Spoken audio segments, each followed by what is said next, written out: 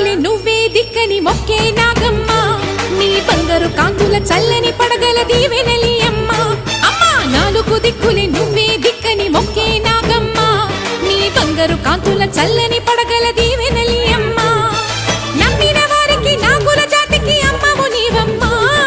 పసుపు కుంకుమ పడతుల కొసగే దేవత నీవమ్మా